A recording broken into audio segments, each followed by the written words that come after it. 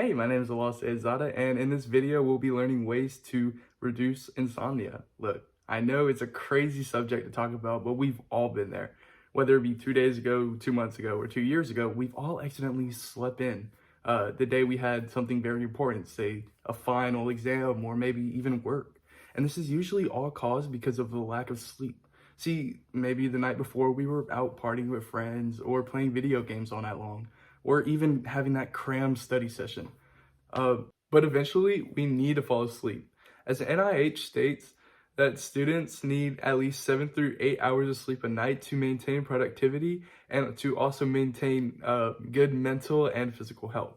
Which brings me into my first tip, which is to simply create a sleep schedule. I know it's crazy, right? We're all young adults yet we need a bedtime.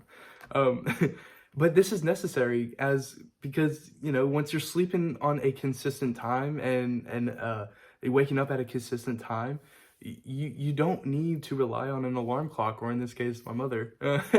um, yeah. That brings me into my second tip, which is to avoid or limit naps past 12 p.m.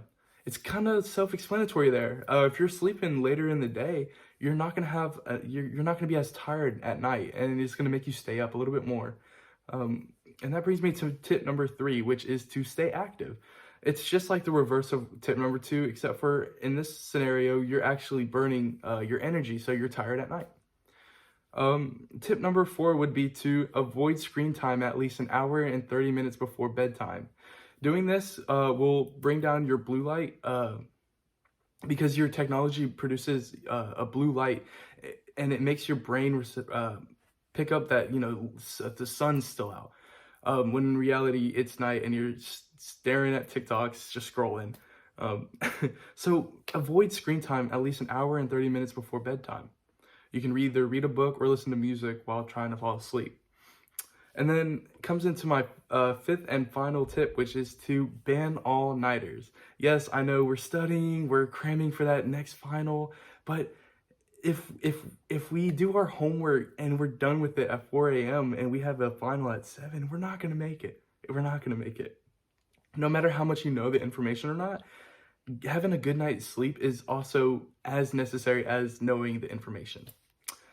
And that is my video on reducing insomnia.